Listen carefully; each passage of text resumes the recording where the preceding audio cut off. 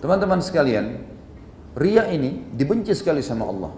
Dan syaitan selalu membuat ini adalah alat dia yang paling mudah untuk menghancurkan pahala. Karena dia tahu Allah murka dengan itu. Kata Nabi SAW, al-yasiru minar riya syirk.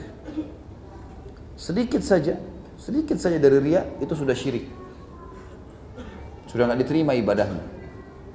Kata Nabi SAW tadi, yang paling saya takut adalah syirik yang tersembunyi. Maka para sahabat bertanya, apa syirik yang tersembunyi ya Rasulullah? Kata Nabi SAW, ar-riya. Baik, contoh riya, kita lagi bersedekah misalnya.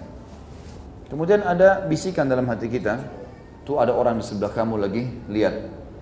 Keluarkan yang lebih besar.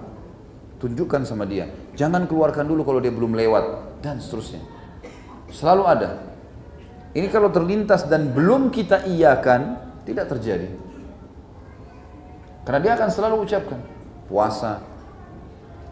Ada beberapa pintu yang harus kita tutup teman-teman supaya riya tidak terjadi. Yang pertama, rahasiakan semua amal ibadah antum. Usah cerita. Sudah kerjain, tutup mulut antum. Udah aman, ada sekretaris yang sudah catat. Dari Allah, gratis, nggak dibayar.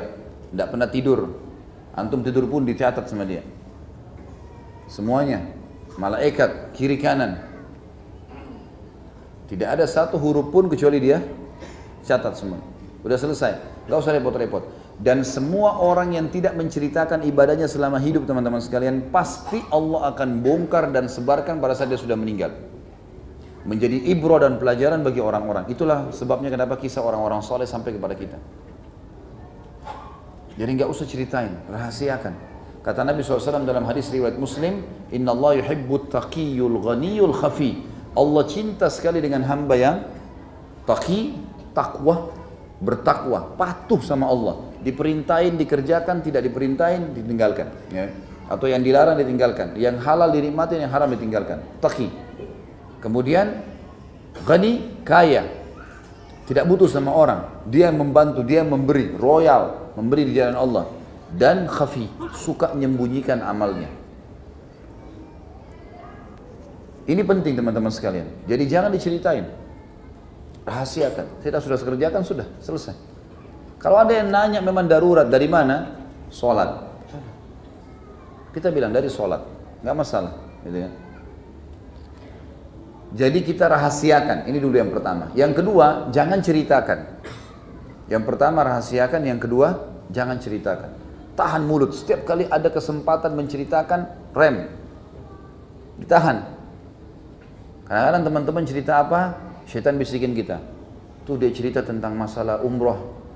Baik, kamu juga ceritain aja. Teman kita cerita, dulu saya waktu tawaf menangis. Syaitan bisikin, kamu kan juga 5 tahun lalu pernah nangis. Ceritain. Supaya mereka dapat pelajaran. Iya kalau kita bisa kontrol. Ini memang bisa, ada celahnya kalau kita bisa kontrol ya. Untuk jadi ibrah buat orang. Tapi kalau enggak. Terlebih lagi kalau dasarnya ada orang tidak ditanya cerita. Nah, ada orang begitu subhanallah. Masuk kantor, puasa enggak? Puasa enggak? Saya puasa.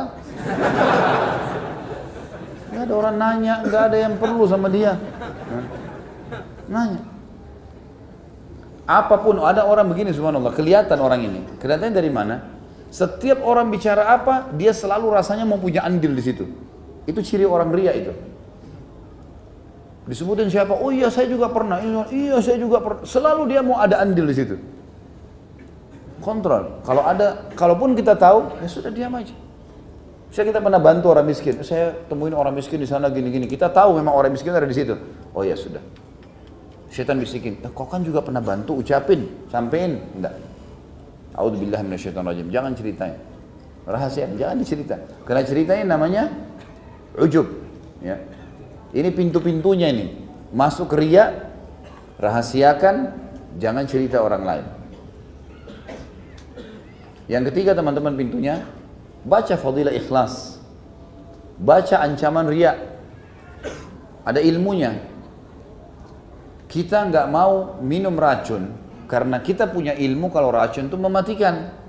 Coba kalau kita tidak punya ilmu, seperti anak kecil, dia nggak tahu kalau itu racun, minum nggak? Minum. Dia nggak ada ilmunya. Apa yang merem kita tidak mau melakukan satu perbuatan atau kita mau termotivasi kerjakan sesuatu? Ada ilmunya. Harus kita punya ilmu. Ilmu sederhana. Baca fadilah ikhlas dan baca ancaman riya. Rugi teman-teman. 2 jam dulu di majelis ilmu, antum datang hanya karena mau tunjukin sama teman di sebelah, kalau saya juga hadir. Untuk apa? Apa dapatnya? Pujian dari lisannya, demi Allah sepanjang lidahnya. Ya. Kamu hebat ya, selalu di sini hadir setiap Rabu ya. Oh iya, saya sudah 2 tahun. Untuk apa? Apa manfaatnya? Ya. Apapun yang dia ucapkan, kata sebagian ulama kadang-kadang kalau ditanya pertanyaan yang dia khawatir bisa riya, dialihkan sama dia pembicaraan. Kamu begini-begini, dialihkan pembicaraan ke yang lain.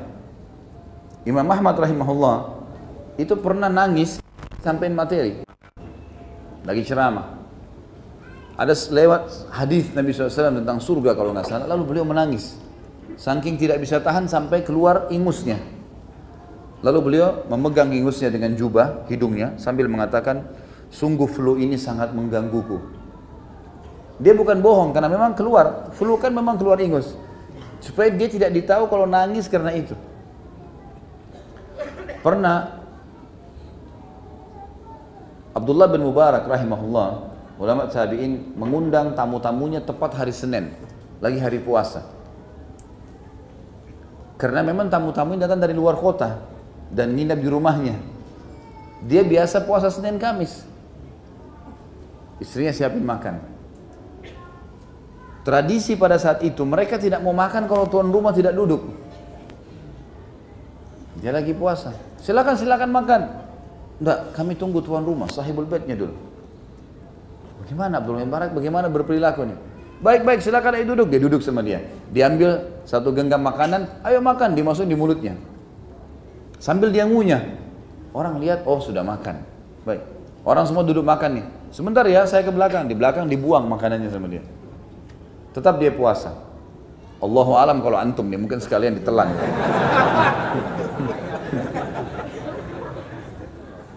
Tapi bagaimana beliau berperilaku?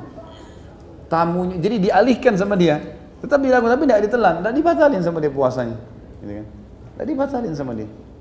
Jadi bagaimana mereka menjaga itu? Ya. Allah benci dengan riya ini teman-teman. Sampai Nabi SAW menjadikan riya sebagai ciri orang munafik. Dan ini judul kita, riya termasuk bentuk kemunafikan.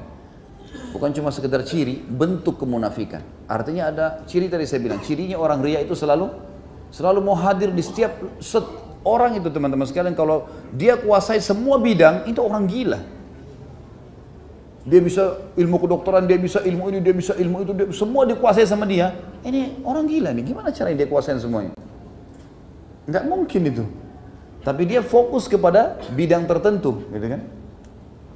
Maka akan kelihatan, kalau orang fokus ke satu bidang, dia akan kelihatan. Boleh dia tahu secara global, tapi kalau dia kuasain semua bidang sama semua kualitasnya, itu nggak mungkin. Semua bidang ya, semua lini, itu nggak mungkin. Allah SWT dengan kemahakuasaannya memang membuat manusia begitu. Makanya dia berfirman, fawqa kulli dzi ilmin alim. Di setiap atas orang pintar, ada orang yang lebih pintar. Gitu kan? Allah Subhanahu Wa Taala memberikan waktu Musa alaihissalam berkata, sayalah hamba Allah yang paling pintar di muka bumi. Tiba-tiba Jibril datang detik itu juga. Hai Musa, Tuhanmu mengatakan jangan kau sombong karena ada hambanya yang lebih pintar daripada kamu. Cirinya di sini dan di sini. Pergilah dia mencari Khidir akhirnya. Yang memang tahu, lebih banyak tahu dari Allah daripada Musa alaihissalatu wassalam. Jadi teman-teman sekalian, simple sekali berhubungan dengan Sang Pencipta, tidak butuh biaya banyak, mudah sekali, tinggal jalankan, tapi syaratnya ikuti rukunnya dan syaratnya jangan riya. Itu saja. Pintu-pintu riya rahasiakan, jangan ceritakan ke orang lain, dan baca ilmunya tentang fadilah ikhlas dan juga ancaman bagi orang yang riya. Di antaranya yang kita bahas adalah pintu yang ketiga tadi, masalah ancaman orang yang riya. Allah Subhanahu wa taala menyebutkan tentang ciri orang-orang munafik dalam surah An-Nisa ayat 142. A'udzu billahi minasyaitonir rajim. Yura'una an-nasa wa la yadhkurunallaha illa qalila. Mereka bermaksud riya dengan salat di hadapan manusia dan tidaklah mereka menyebut Allah kecuali sedikit sekali. Lalu teman-teman ada satu poin yang saya ingin diberatkan. Jangan juga antum dikuasai oleh syaitan karena khawatir ria antum tinggalkan ibadah. Ini juga nggak boleh. Kita mau sholat, syaitan masuk di was-was itu. Nanti kalau kau sholat itu orang itu di sebelah kamu puji kamu. Saya sudah bilang tadi, selama kita nggak mengiyakan tidak terjadi ria. Apapun bisikannya. Karena kalau kita ikutin juga was-was ini teman-teman sekalian, kita tidak bisa beribadah nanti. Mau sedekah itu orang sebelah kau lihat nanti ria disimpan, tidak jadi. Karena itu syaitan itu. Dia masuk ke akal manusia atau pikiran manusia seperti apa yang sedang dia pikirkan. Kalau dia rajin ibadah dia masuk ke ibadahnya, gitu kan. Jadi harus kita hati-hati juga masalah ini. Kemudian juga Allah SWT menyebutkan dalam surah Al-Baqarah ayat 264, A'udzu billahi minasyaitonir rajim, kalladzi yunfiqu malahu ria'an nas, al-ayat. Seperti orang-orang yang menafkahkan hartanya karena riya kepada manusia. Jadi ini perumpamaan yang Allah Subhanahu wa taala berikan. Apa yang mau didapat dengan pujian orang? Anggap kita sudah dipuji. Berapa banyak orang yang puji kita? Satu komplek. Satu kecamatan, satu kelurahan, satu negeri. Seluruh dunia. Baik, setelah seluruh dunia puji kita. Si fulan hebat, sedekah. Ahli sedekah, ahli salat, ahli ilmu, ahli ini. Baik, setelah itu sama sekali, gitu kan? Ini harus teman-teman sekalian dijaga. Harus dijaga dan kita kontrol sendiri diri kita. Baik, kita dengarkan sabda Nabi SAW yang sangat mulia dan hadis ini cukup panjang. Hadis ini diriwayatkan Imam Muslim. Kata baginda Nabi SAW, awwalun nasi yuqda alaihi yawmal qiyamati rajulun istushhid. فأتي به فعرفه الله نعمته فعرفها فقال فما عملت فيها قال قاتلت فيك حتى استشهدت قال كذبت ولكنك قاتلت لأن يقال جريء فقد قيل ثم أمر به فصهب على وجهه حتى ألقي في النار. Sampai sini saya terjemahkan dulu. 3 golongan manusia yang paling pertama dihukum dan diadili pada hari kiamat. Dan ketiga ini adalah dihukum maksudnya dimasukkan ke neraka. 3 orang yang pertama masuk neraka. Makna daripada kalimat awwalun nas, kata Nabi SAW dan ulama hadis mengatakan maksudnya bukan awal orang beriman yang bermaksiat, bukan. Awwalun nas artinya biar orang kafir pun, ya, orang ini lebih dulu masuk ke neraka daripada orang kafir. Jadi berat ini. Dan ini adalah orang-orang yang berstatus beriman. 3 golongan manusia yang paling pertama hari kiamat dihukum. Yang pertama, seorang laki-laki yang mati syahid di medan perang. Didatangkanlah orang ini di hadapan Allah yang maha tinggi dan maha pemurah, dan Allah memperlihatkan dan mengingatkan padanya nikmat-nikmatnya dan dia mengenalnya. Maksudnya nikmat-nikmatnya adalah teman-teman sekalian, Allah lihatkan dia pada saat perang ini dia ikut, pada saat perang itu dia ikut, pada saat perang ini dia bunuh musuh sekian banyak, dia luar biasa, dia sedekah di sana. Allah perlihatkan dan dia ingat, oh iya itu, banyak nih semuanya. Lalu dikatakan padanya, apa yang kau lakukan pada saat itu? Seperti apa niatmu, maksudmu?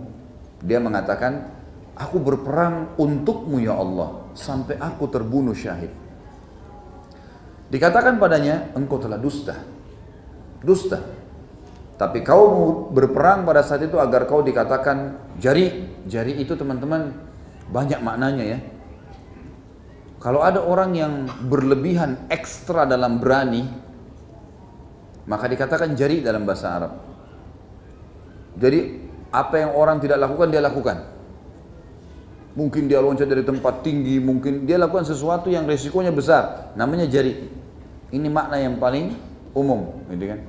Tentu banyak makna yang lain. Orang yang punya keberanian, orang yang lepas kontrol, banyak bisa dikatakan seperti itu. Dikatakan tapi kau berperang sampai kau terbunuh karena kau ingin dikatakan jari, punya ekstra keberanian, hebat. Faqad qil, dan sudah diucapkan yang kau mau itu. Sudah kau dapat. Hebat si fulan. Oh, tidak pernah tinggalkan jihad dan terus. Kemudian diperintahkan summa umira bihi fasuhiba ala wajhihi hatta ulqiya finnar. Kemudian diperintahkan agar dia diikat dan diseret di atas wajahnya. Jadi orang-orang masuk neraka itu kakinya diangkat oleh malaikat, dan kita tahu malaikat jauh lebih besar daripada poster manusia. Apalagi zabaniyah, penjaga-penjaga neraka, wa na'udzubillah.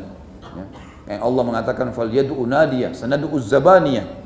Nanti kalau masuk neraka panggil semua teman-teman kalian, partner kalian, panggil semua. Kami akan panggil zabaniyah. Dan kata Nabi SAW, zabaniyah adalah malaikat penjaga neraka yang kalau orang menunggangi kuda kecepatan tinggi 60 tahun belum bisa lewatin lehernya dari pundaknya. Malaikat yang raksasa, yang besar, luar biasa. Dan ini yang disebutkan dalam surat Tahrim. Malaikatun giladun syidad, malaikat yang kasar dan keras. Mereka seret manusia, diangkat kakinya, diseret wajahnya di tanah, lalu dilemparkan ke dalam api neraka. Padahal orang ikut berperang ini. Kontrol. Jangan riak. Sampai sebagian ulama salaf, teman-teman sekalian, kalau masuk di kancah peperangan pakai cadar. Abdullah bin Mubarak rahimahullah pernah ikut peperangan melawan bangsa Rum, orang-orang Nasrani dalam kancah peperangan jihad. Ada satu orang Rum keluar dengan keberaniannya luar biasa. Dia tantang duel, nggak ada orang Islam yang berani maju karena kekarnya, karena luar biasa kudanya juga, penampilannya, senjata yang dia punya, beragam macam jenis yang dia gantung di kudanya. Dia siap kalau pedangnya jatuh dia akan ganti dengan busur panah, dia punya lembing, tombak dan seterusnya. Nggak ada yang berani maju. Dari pasukan muslimin keluar satu orang dari belakang, kudanya sederhana, pakai cadar, imamahnya dipakein cadar, masuk lawan. Menang, kalah tuh orang kafir. Orang muslim semua takbir, Allahu Akbar, Allahu Akbar.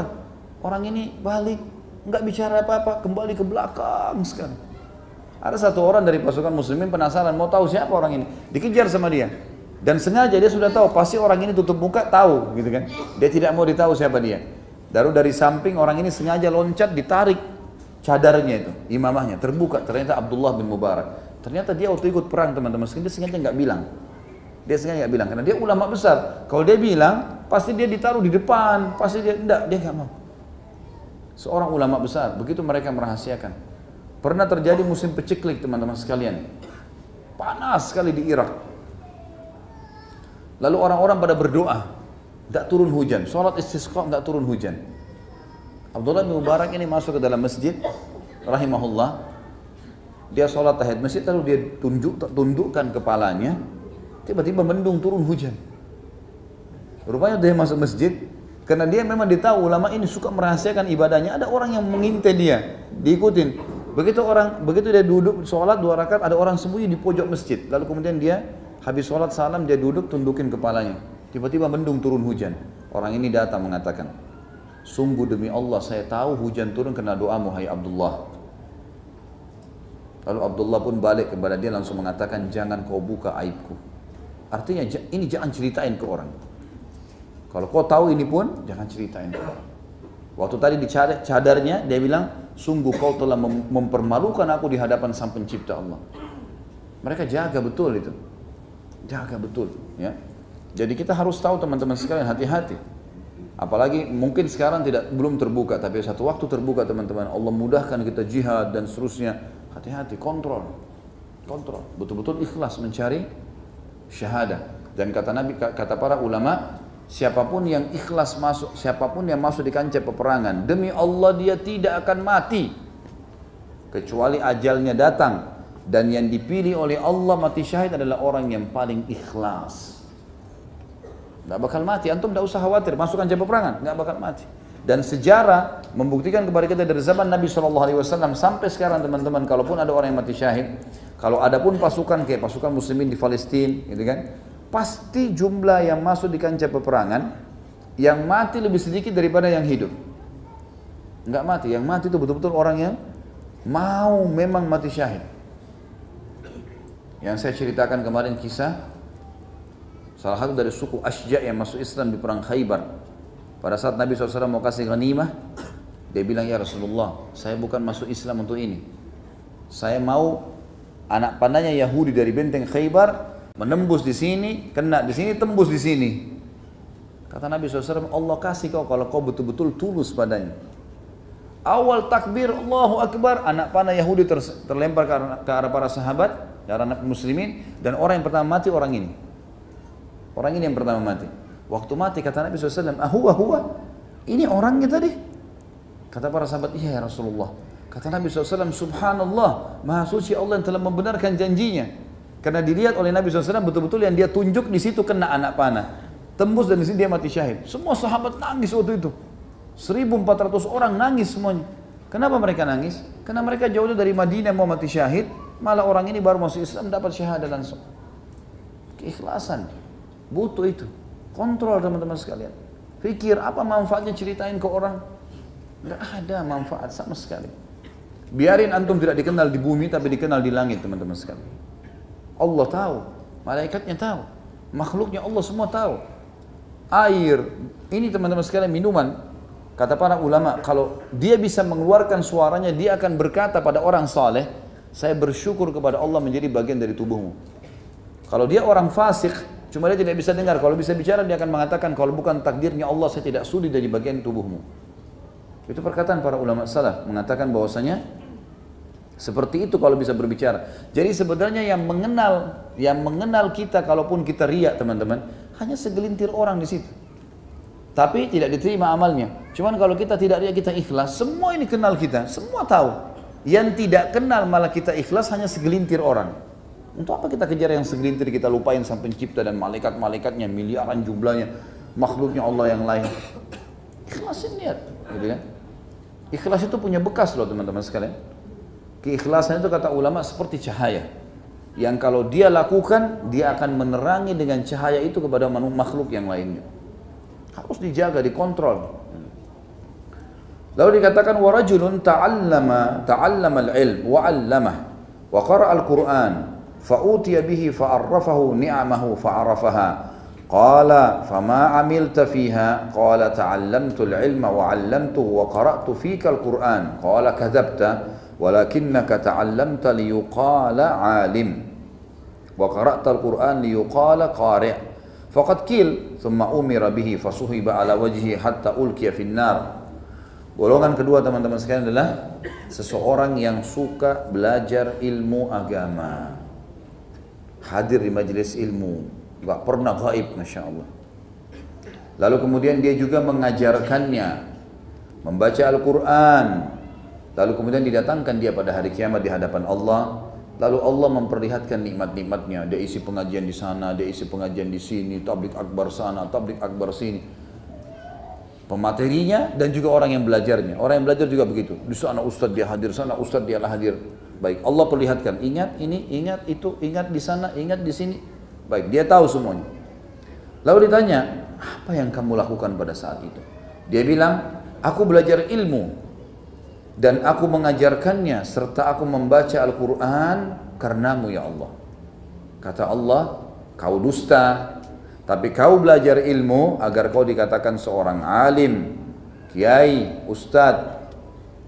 Dan kau membaca Al-Quran agar kau dikatakan qari', suaramu bagus, membaca Al-Quran. Faqad qil, dan sudah diucapkan. Udah kamu sudah dapatin tuh, hebat tuh suaranya bagus, hebat tuh di sana sini ceramah. Hebat tuh di sana sini hadir majelis akbar dan majelis ilmu. Sudah diucapkan. Kemudian diperintahkan agar orang ini diseret dari wajahnya, di atas wajahnya diseret di tanah, kemudian dilemparkan ke dalam api neraka. Ini yang kedua. Yang ketiga, warajulun wassa'allahu alaihi wa a'tahu min asnafil mali kullihi fa utiya bihi fa arrafahu ni'amahu fa arafaha qala fama amilta fiha qala ma taraktu min sabilin tuhibbu an yunfaqa fiha illa anfaqtu fiha lak qala kadzabta walakinnaka fa'alta liyuqala huwa jawad faqad qil thumma umira bihi fasuhiba ala wajhihi thumma ulqiya fin nar. Orang yang ketiga adalah seseorang yang Allah bukakan, luaskan rezekinya, lalu Allah berikan dia dari segala jenis pendapatan harta. Masya Allah punya perusahaan 20, semua bidang bisnis dimasukin sama dia, ini, itu, ini, segala macam diberikan oleh Allah subhanahu wa ta'ala. Kemudian didatangkan pada hari kiamat. Dikatakan oleh Allah, diperlihatkan, ingat ini, ingat semua. Buka usaha ini, buka usaha itu, ketemu sama ini, meeting sama itu, berhasil, sukses, tanda tangan proyek sekian dan seterusnya. Baik, ingat, ingat. Apa yang kamu lakukan pada saat itu? Kata dia, ya Allah, tidak ada satu jalan pun yang kau suka aku berinfak di situ kecuali aku berinfak untukmu. Jadi dia suka bantu, gitu kan? Maka Allah berkatakan, kau telah dusta. Tetapi kau melakukannya agar kau dikatakan jawad, orang yang dermawan. Dan sudah diucapkan, oh dermawan, hebat. Kemudian diperintahkan agar orang ini ditarik wajahnya lalu dilemparkan ke dalam api neraka. Semoga Allah jaga kita teman-teman sekalian. Ini bahaya sekali. Kita semua terancam, bisa kena. Karena ini adalah 3 perbuatan yang mulia. Mati syahid, baca Quran, belajar ilmu, gitu kan? Kemudian juga orang-orang yang berinfak di jalan Allah. Saya pernah ketemu dengan seseorang, subhanallah, suka sekali, semoga Allah kasih hidayah, suka sekali berinfak. Sampai pesantren ayah saya disumbang, gitu kan. Tapi subhanallah, saya temukan orang ini setiap, semoga Allah kasih hidayah. Alhamdulillah juga saya tidak sebutkan namanya. Dan memang bukan tujuannya untuk sebut nama, tapi tujuannya untuk ambil pelajaran saja. Subhanallah, saya lihat orang ini betul sumbangannya di sana sini, tapi tidak ada orang yang tidak tahu. Semuanya dia ceritain. Setiap ketemu, itu sudah tahu tempat pesantren di sana, itu saya yang bantu. Ini sudah tahu di sana, saya yang bantu. Itu di sana keramiknya, saya yang ini. Semua gitu, saya. Untuk apa ini? Hah? Yang diajak bicara 3 orang, 4 orang. Itu bahaya sekali, hilang semuanya. Padahal yang ciptakan dia, Allah. Yang berikan dia harta, Allah. Yang mudahin dia beramal sebenarnya Allah juga. Untuk dia dapat. Lalu untuk apa diceritakan? Gitu kan? Akhirnya saya ketemu sama seseorang yang lain yang juga dapat sumbangan, gitu kan? Kemudian saya tidak bicara apa-apa, cuma duduk ngobrol-ngobrol. Terus dia sebutkan kalau dia sudah dapat sumbangan. Tapi sayang ya, donatur ini suka ceritain kemana-mana apa yang dia lakukan. Sayang, betul banyak yang dibangun, tapi selalu diceritain untuk orang. Kenapa teman-teman? Kontrol lisan. Transfer tanpa nama. Hamba Allah kah? Atau apakah ya? Kasih, udah selesai. Tutup. Tidak usah disampaikan sama orang. Ada sekretaris, aman. Sudah dicatat. Baik. 3 dalil yang terakhir adalah pendek-pendek hadis riwayat Bukhari selanjutnya.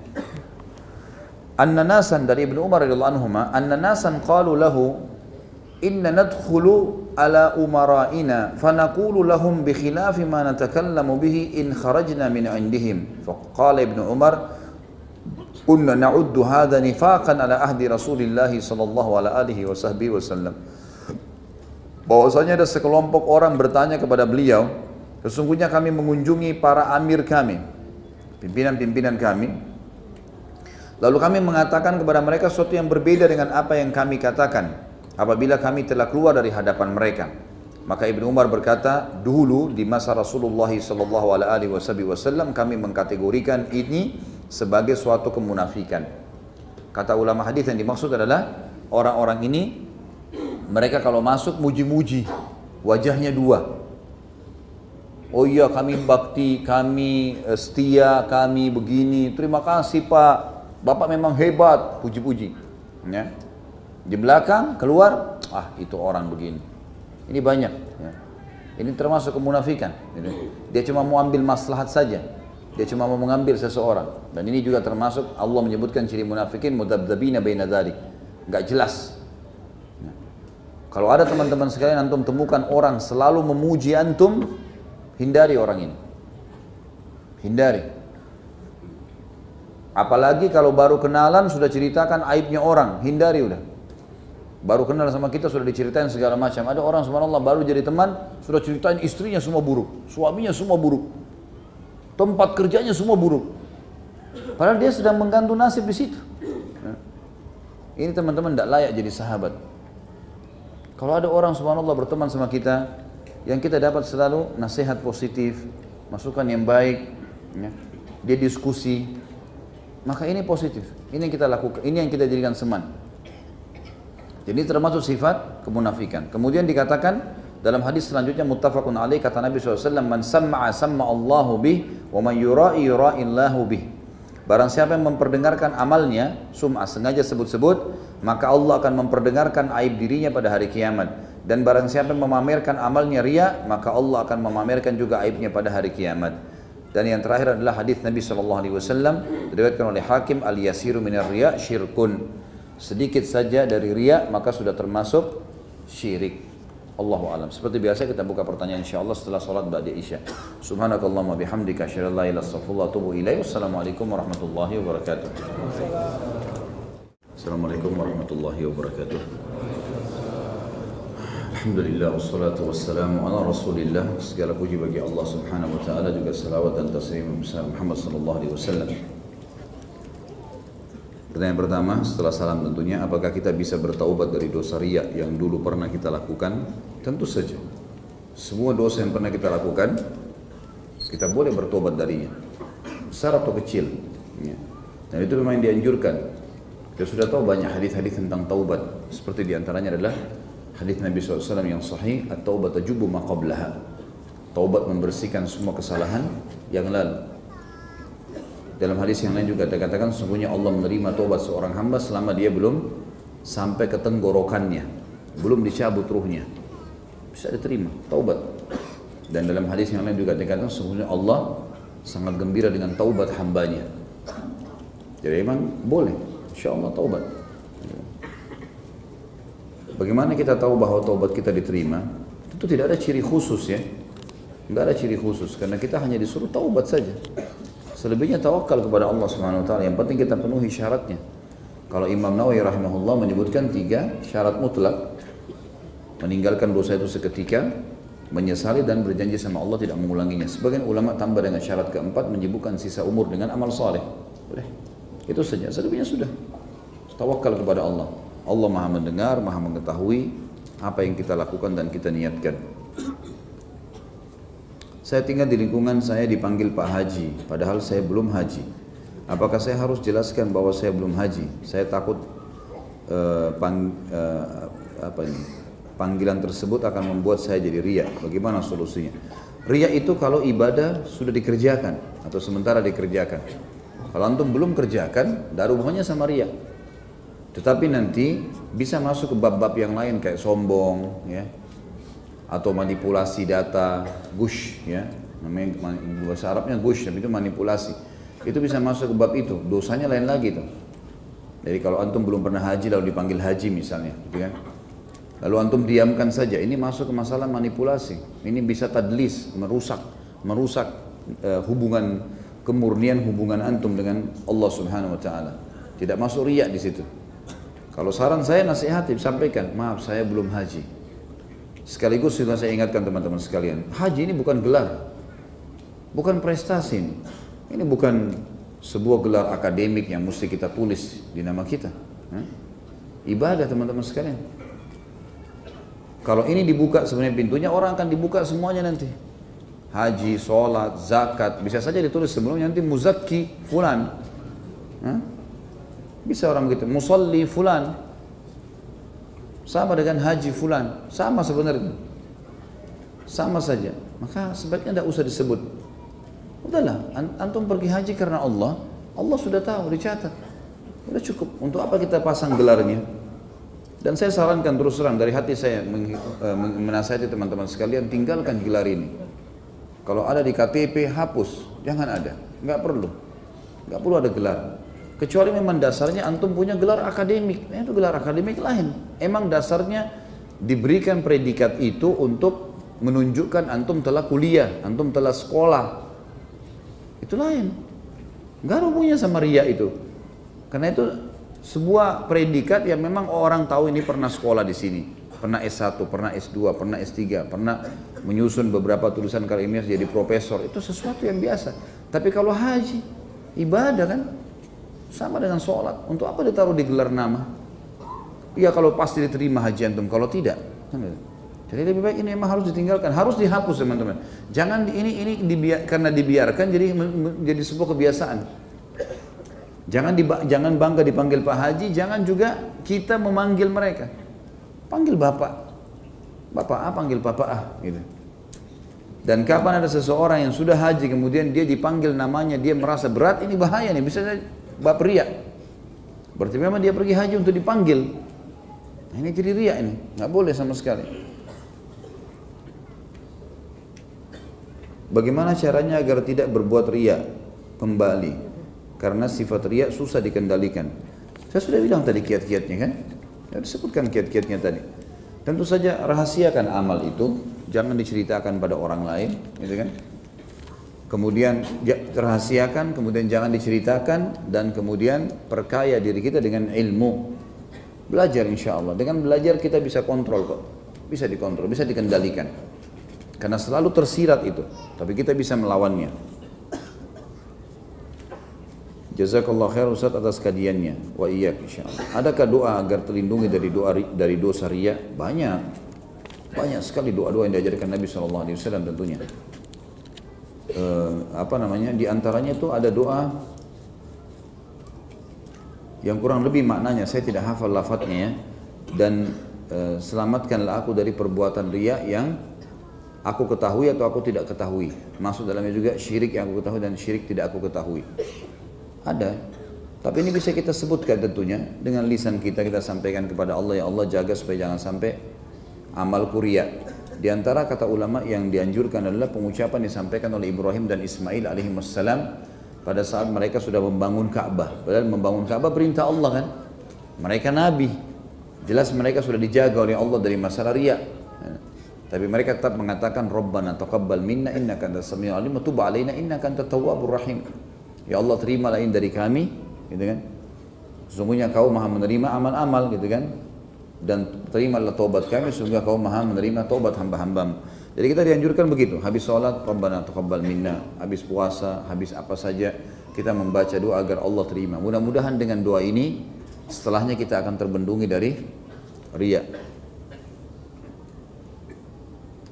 Apakah bisa disebut riya jika ada yang memposting kegiatan sosial, majelis di medsos seperti BB, WA, FB? Mohon sarannya Ustaz. Innamal a'malu binniyat. Antum lebih tahu niat antum. Ya? Untuk apa diposting? Kalau misalnya ada sebuah nomor HP yang memang antum khususkan untuk laporan kegiatan sosial, fadhal, silahkan. Karena memang di situ nomor orang tahunya untuk mendapatkan atau melaporkan atau mendapatkan informasi tentang kegiatan sosial. Itu nggak ada masalah. Atau antum sedang mengumpulkan dana, memang butuh untuk disampaikan. Ini ada lokasi sini, ini ada masjid, ini ada rumah anak yatim, lalu diiklankan, disampaikan, itu lain. Tapi kalau tidak ada hubungannya sama sekali, artinya bukan untuk donatur, nggak ada hubungan misalnya untuk hal-hal yang seperti yang saya jelaskan, cuma sekedar posting saja, main posting saja gitu. Seperti banyak orang, masya Allah, sudah seperti tidak ada kegiatan lain. Kesini foto, kesana foto, kesini foto, foto sana sini untuk apa? Supaya memperlihatkan kepada orang kalau saya lagi di sini, saya lagi di sini, saya lagi di sini. Semua tidak ada gunanya sama sekali. Nah, ini mestinya dijaga, Allahu a'lam. Apakah seseorang yang ada tanda di dahinya dikatakan riya? Kecuali kalau dia sengaja pakai arang atau lalu kemudian sengaja diperlihat, tidak bisa kita vonis orang seperti itu kan? Karena itu memang orang sujud, Allah berikan tanda, mungkin karena kulitnya halus atau gimana akhirnya dia bisa diberikan tanda oleh Allah Subhanahu wa taala. Tidak bisa kita vonis orang riya, karena itu bukan di tangan dia. Memang tiba-tiba saja ada sendiri kan gitu. Bukan dibuat-buat. Jadi tidak bisa kita vonis. Allahu a'lam, itu urusan dia dengan Allah Subhanahu wa taala. Apakah riya dikatakan dalam urusan ibadah saja atau tidak? Seperti mempromosikan diri sendiri kepada orang lain untuk urusan bisnis. Tidak, ibadah saja. Urusan dunia enggak ada hubungannya sama riya. Enggak ada hubungannya. Kita mencalonkan diri untuk jadi wali kelas, untuk jadi kepala sekolah. Enggak ada masalah. Prestasi diminta. Suruh pidato, sampaikan apa, itu nggak ada hubungannya sama riya. Ibadah saja. Kalau sudah masuk dalam masalah ibadah, mahdhah itu baru insya Allah baru masuk ke masalah riya. Saya mencintai Ustaz karena Allah. Ahabbakallah alladhi ahbabtani fi. Semoga Ustaz istiqamah dan selalu diberi kesehatan. Jazakallah khair. Sama-sama insya Allah. apabila ada foto Ustadz yang saya pamerkan ke teman-teman saya, apakah termasuk riya? Saya sih belum punya foto sama Ustadz.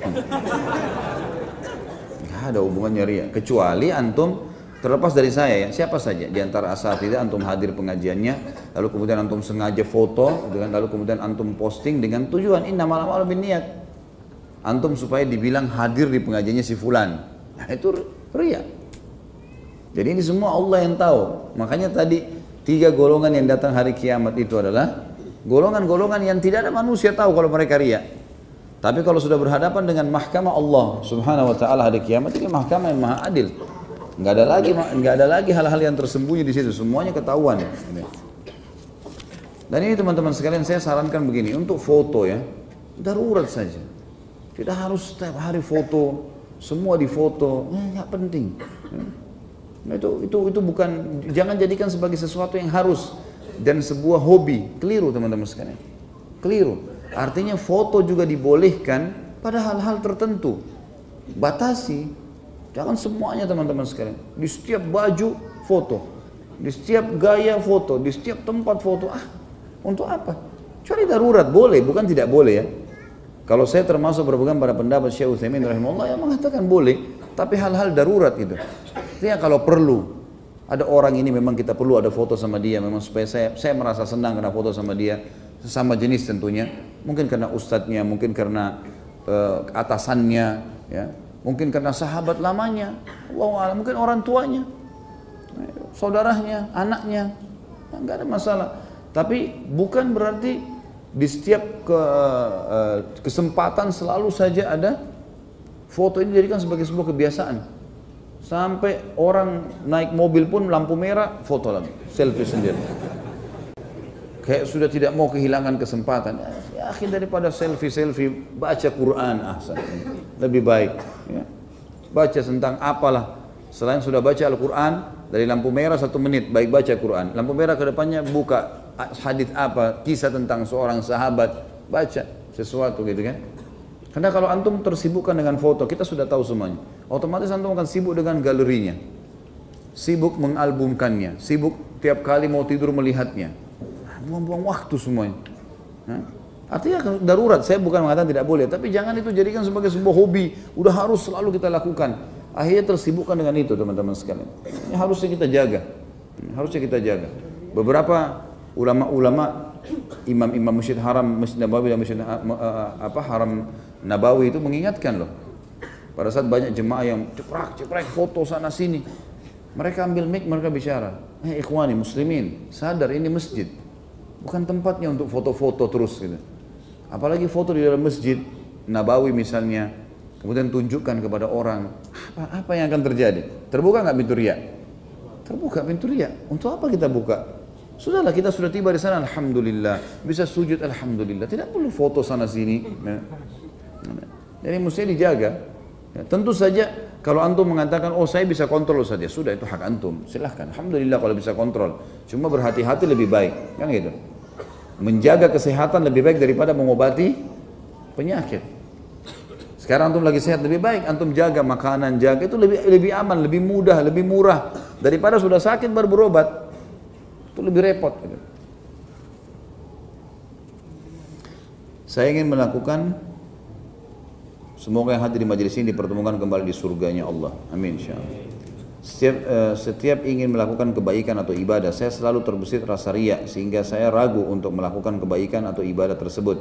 Sampai saya membatalkan kebaikan tersebut karena takut riya atau dibilang riya. Apakah itu adalah bagian bisikan dari syaitan atau bukan? Dan bagaimana cara mengatasinya? Dan bagaimana sikap kita jika orang lain yang membicarakan kebaikan kita? Ini yang saya bilang tadi, waswas syaitan harus dikontrol. Kalau ibadah itu harus antum kerjakan pada saat itu, kayak sholat berjamaah, kayak puasa, memang harus kita kerjakan. Kita daftar haji, kita harus berangkat. Kalau enggak ada kesempatan lagi, maka ya kita lakukan, kontrol diri. Tapi kalau ibadah memang dasarnya antum lihat godaan riya itu sangat besar. Di depan teman-teman ada orang yang butuh bantuan, kemudian gejolak dalam jiwa kita sangat besar untuk membantunya supaya kita dipuji, ya tinggalkan, enggak masalah. Dalam sebuah hadis kalau tidak salah disebutkan itu, tapi saya lupa lafaz hadisnya. Tapi ini hadis sahih tentang ada orang yang didatangi nanti oleh seorang fakir miskin dan dia minta-minta tapi tidak ada yang kasih, gitu kan? Nggak ada yang kasih.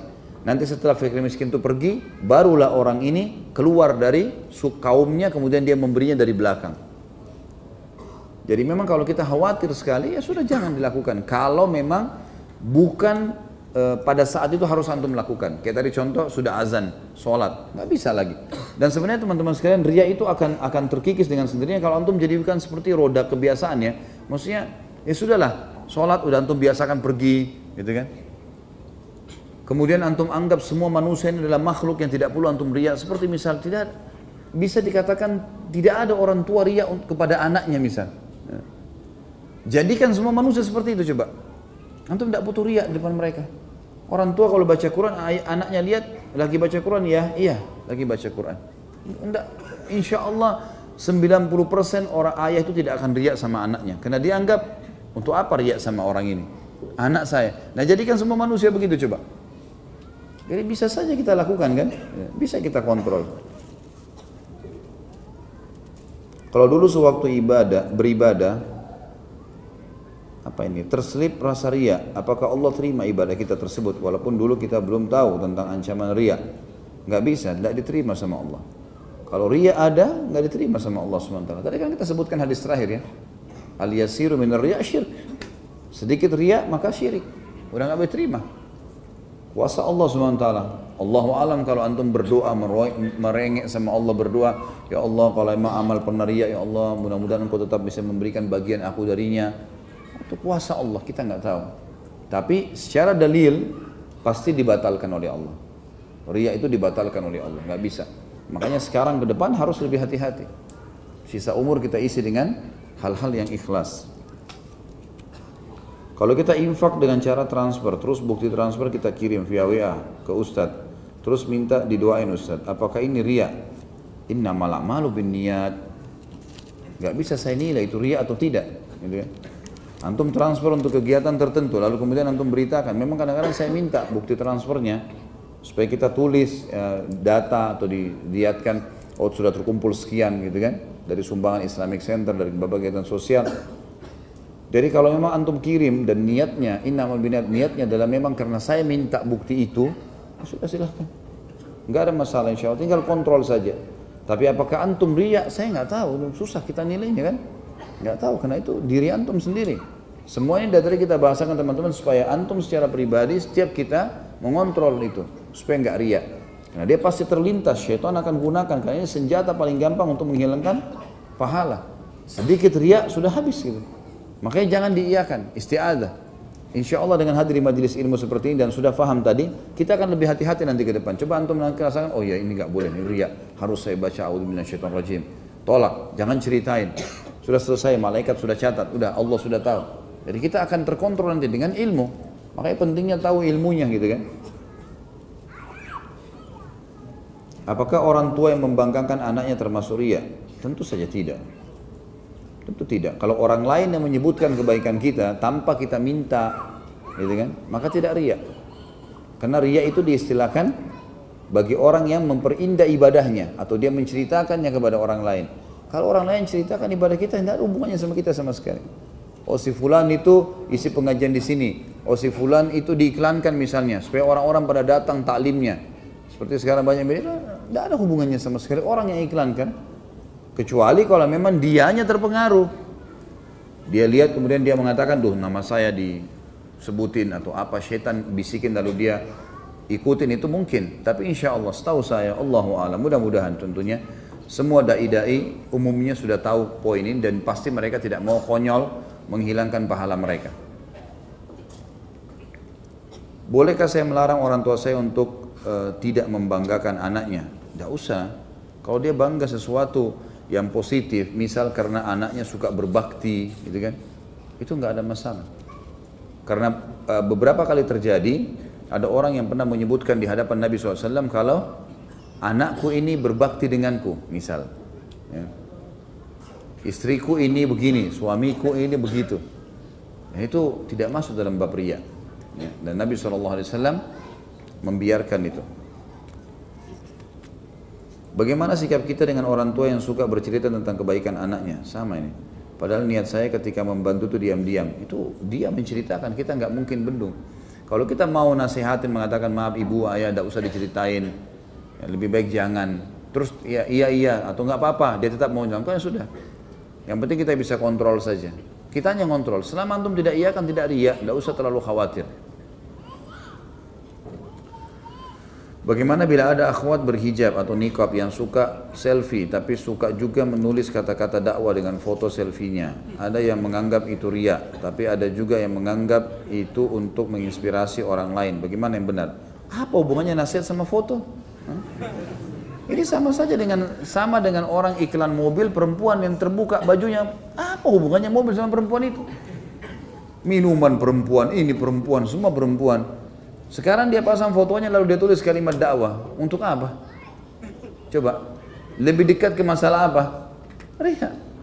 Lebih dekat ke riya nanti. Oh ini si fulan yang nulis. Untuk apa? Jauhi, tulis ya tulis saja, sudah selesai.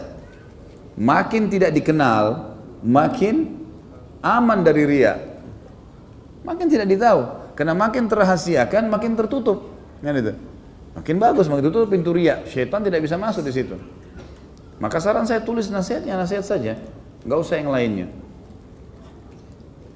Bagaimana jika suami istri berinfak bersedekah atau bersedekah dan saling bercerita karena pendapatan suami istri dikelola bersama? Apakah termasuk riya? Innamal a'malu binniyat. Dari tadi saya bilang. Kalau si suami ini atau istri niatnya dia dalam hati supaya pasangannya tahu kalau dia melakukannya, riya lah. Walaupun pasangannya sendiri. Tapi kalau betul-betul murni kayak tadi, hanya sekedar ingin menyampaikan, kalau tadi anggaran bulanan ini yang kita sudah kelola, 10 juta, 1 juta kita sudah sepakat ya, kasih ke rumah anak yatim, misal, contoh. Baik, si suami sudah store, dia bilang sama istrinya, ya 1 juta sudah saya masukin ya, jadi sisa 9 juta. Ya dia memang niatnya betul-betul begitu, insya Allah mudah-mudahan tidak riya. Tapi sekali lagi teman-teman, jangan tanyakan kepada saya, seakan-akan saya ini akan menghakimi, saya nggak tahu niat antum. Niat, ini namanya niat dalam hati itu. Selalu saya sampaikan teorinya, kita nggak tahu masalah itu. Itu kembali urusan antum dengan Allah Subhanahu Wa Taala. Yang saya berikan teori, kontrol, jangan sampai terpengaruh dan seterusnya. Mohon doa untuk kesembuhan ayah dari teman saya yang sedang masih sakit atau sedang dirawat di ICU. Semoga Allah sembuhkan insyaallah dan jadikan jadi pembersihan dosanya. Saya sering dengar Ustadz kalau terbersit riya jangan diiyakan. Maksudnya diiyakan itu seperti apa? Maksud kita sendiri. Jadi ada bisikan syaitan yang mengatakan tuh orang di sebelahmu perindah sholatmu. Lalu kita mengiyakan dalam arti kata kita mengikuti itu. Akhirnya kita perindah sholat untuk dia, mengiyakan syaitannya. Maka jadi riya. Kita ada orang lagi cerita tentang haji atau umrah atau prestasi tertentu atau apa yang pernah dikerjakan dalam ibadah. Syaitan bisikin kita, tuh kamu kan juga punya pengalaman. Terus kita mengiyakannya dalam arti kata kita mengikuti alur itu, kita terjerumus di situ. Maka itu baru riya. Itu yang saya maksudkan. Kembalikan semua ke Allah sebelum melakukan. Penuhi syaratnya, jangan riya dan rukunnya. Yang mau saya tanyakan rukunnya. Maksudnya apa tadi ini? Rukun ibadah maksud saya tadi, bukan rukun riya. Ya, jadi kalau ibadah, kalau supaya ibadah itu diterima, penuhi rukun-rukunnya. Rukun sholat misalnya, tadi saya sudah kasih contoh kan, tutup aurat, hadap kiblat itu rukunnya. Syaratnya supaya tidak riya dan supaya diterima dan tidak terganggu, jangan riya. Syaratnya itu. Kalau rukun ya rukun ibadah, masing-masing sholat, masing-masing ibadah punya rukun-rukun kan, ya kan? Kayak masuk waktu kalau sholat, tutup aurat, wudu, hadap kiblat dan seterusnya. Untuk menghindari riya, apakah diperbolehkan berbohong dengan tidak menjawab pertanyaan dengan sempurna seperti mau kemana? Kita menjawab ada urusan, sedangkan kita ke majelis ilmu. Ini bukan bohong. Ada urusan bukan bohong. Jangan bohong teman-teman sekalian. Bohong haram dalam agama, dosa besar lagi itu, sudah pernah kita bahas. Ini jangan buka pintu dosa lagi. Jangan lari dari dosa ke dosa yang lain. Salah itu. Tapi kalau yang dimaksud tadi, misalnya ditanya mau kemana, lalu kita mengatakan ada urusan, ini bukan bohong. Apakah itu silaturahim keluarga, apakah itu hadir majelis ilmu, itu bukan bohong. Tidak usah diniatkan untuk bohong itu. Memang betul jawabannya. Itu yang dimaksudkan dengan hiyal syari'iyah. Bagaimana tadi seperti Abdullah bin Mubarak, dia seakan-akan makan tapi dia membuangnya. Seperti itulah. Itu nggak ada masalah. Dan memang kita punya hak untuk tidak mengatakannya. Ya, gitu. Ada masalah nggak dalam rumah tangga? Alhamdulillah, ya, tidak ada masalah. Dalam arti kata di sini yang kita maksudkan tidak ada masalah adalah tidak sampai besar masalah misalnya, atau memang yang dia maksudkan karena dia tanya apakah ada masalah secara global, kita menjawab tidak ada masalah secara global. Mungkin kita punya masalah di masalah ribut dengan istri atau suami tentang masalah nafkah misalnya. Tapi karena pertanyaan dia, apakah ada masalah dalam rumah tanggamu bermasalah nggak? Umum global ditanya, kita bilang alhamdulillah tidak ada masalah. Ini bukan bohong ya, karena dia sedang menjawab secara global. Dia menjawab secara global, dia tanya global, kita jawab global. Kecuali kalau dia rincikan, itu beda. Karena kita punya hak untuk menutupi sesuatu gitu.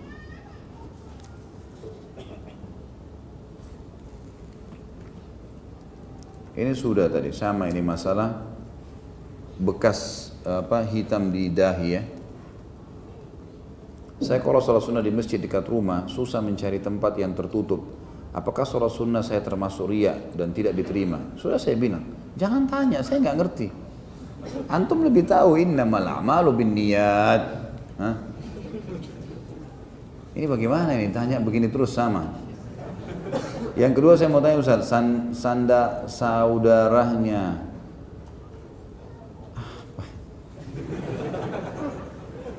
Apakah sama dengan Syekh Ali Jabir? Soalnya muka dan gaya bicaranya Ustaz sama. Ada hubungan. Itu di mata antum saja sama. Lain lah, ini Ali, ini Khalid. Beda. Masing-masing. Om saya Ustaz apa ini di wilayahnya, tapi suka update status kalau dia sedang ceramah di tempat A atau B. Apa om saya ria? Oh, Kak, ente sendiri saya nggak tahu. Lagi om. La ilaha illallah. Antum yang nanya sendiri saya tidak tahu ini ria atau enggak, tanya om saya. Sudah berhenti nanya yang begini-begini. Nanti istri saya, akhirnya tante saya semuanya ditanya. Ya akhi, saya dai untuk menyampaikan hukum Allah. Tidak ada hubungannya sama sekali dengan tahu tentang keadaan orang. Kecuali peramal itu lain, bisa tebak-tebak orang. Ya. Nggak jarang setelah kita berbuat baik, bisikan syaitan untuk merasa bangga terbesit dalam hati walaupun tidak diucapkan karena banyak orang atau sedikit orang. Tapi di hati itu suka, tetap ada kebanggaan. Saya tahu ini bisikan syaitan, lalu saya perbanyak istighfar karena khawatir pahalanya hilang. Apakah ada doa yang lain untuk menghilangkan perasaan bangga? Allahu alam. Ini kalau masalah doa khusus ya, mungkin lebih baik antum ucapin saja sendiri. Tapi yang saya tahu tinggal ditepis saja. Jadi biasanya cari aktivitas lain, insya Allah akan hilang dengan sendirinya.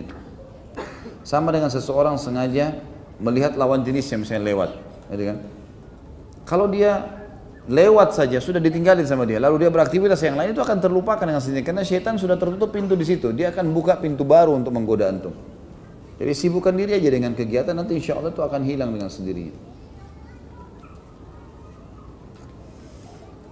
Saya membadalkan haji ayah saya yang sudah meninggal. Apakah riya jika hal itu diceritakan kepada ibu saya yang masih ada dan kepada adik-adik saya? Ya tidak usah diceritakan, nggak perlu, rahasiakan aja. Nggak ada maslahatnya kan, kecuali ada seseorang meninggal ayahnya, kemudian dia mau haji, dihajikan. Setelah meninggal kan boleh dihajikan atau diumrohkan gitu kan. Baik, dia mau hajikan. Sekarang pada saat dia mau hajikan ayahnya, dia butuh mengambil uang yang disimpan oleh ibunya misalnya. Atau dananya kurang, dia harus sampaikan kepada saudara-saudaranya lah. Dia mengatakan kita badalkan haji ayah kita, biayanya sekian misalnya. Ayo kita rame-rame yuk, nah itu lain. Tapi kalau antum sudah bayar, udah selesai, udah nggak usah dibuka lagi. Udah alhamdulillah itu pahala yang bagus ya. Dan teman-teman sekalian perlu digarisbawahi satu hal. Kalau kita bisa mendapatkan pahala sendiri, tidak usah bagi-bagi. Tidak masalah. Kalau kita mampu sendiri ya sudah, alhamdulillah. Ambil alih aja, gitu kan. Itu sangat bagus. Seperti sekarang kerajaan Saudi nggak membuka orang untuk bantu Masjid Haram. Karena mereka masih mampu, mereka ambil pahalanya. Kesempatan gitu malah. Itu jangan dibagi kalau memang bisa gitu. Kalau antum cuma memandu, mengingatkan ya supaya orang tahu tempatnya itu lain. Tapi kalau kita bisa sendiri, ada fakir miskin susah, kita bantu, dia butuh uang 1 juta, kita bantu 1 juta. Sudah, nggak usah tak sampaikan ke teman-teman, nih orang bantuin nih, susah. Nggak usah, karena kita sudah ambil alih itu.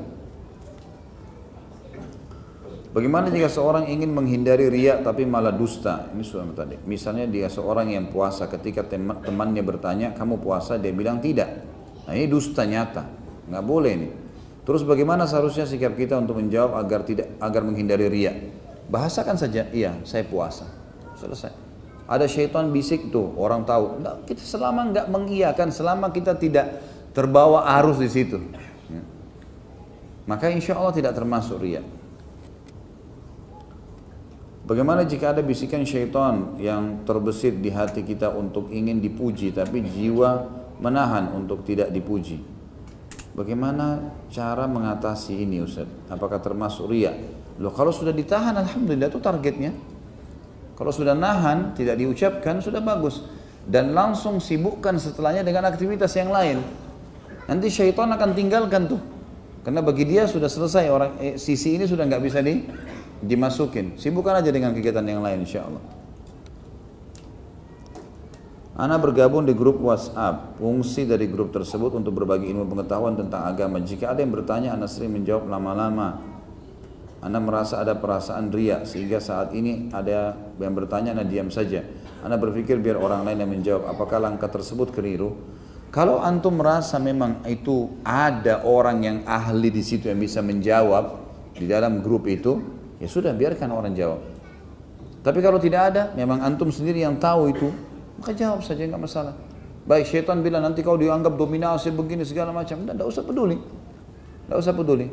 Yang jadi masalah kalau tidak ada angin, tidak ada apa, antum tidak ada ilmu, terus tiba-tiba mau sorotin, mau punya andil. Tadi saya bilang ciri orang riya itu selalu begitu, mau selalu ada di semua bidang, di semua tempat, semua dia tahu, semuanya dia mau terlibat. Nah ini terbuka sekali pintu riya ini.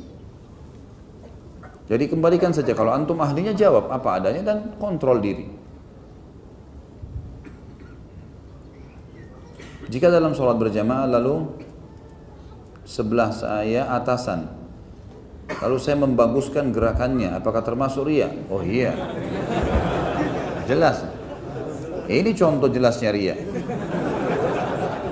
Kalau ini sih Pak Yoyo yang jawab mestinya. Bagaimana kalau untuk mengajak ke majelis ilmu dan mengajak kebaikan ke teman dan saudara yang pada akhirnya orang tahu amalan-amalan kita yang ditakuti itu adalah menjadi riya? Innamal a'malu binniyat. Antum ajak orang jihad, antum ajak orang majelis ilmu, niat antum baik, niatkan memang ikhlas karena supaya dia tahu majelis ilmu. Itu pahala. Kata Nabi SAW, siapa yang menunjukkan kebaikan dia akan dapat pahala orang yang mengikutinya tanpa dikurangi sedikit pun. Berarti kita disuruh memang ajak orang, nggak masalah ajak orang. Tapi innamal a'malu binniyat, niat antum apa nih?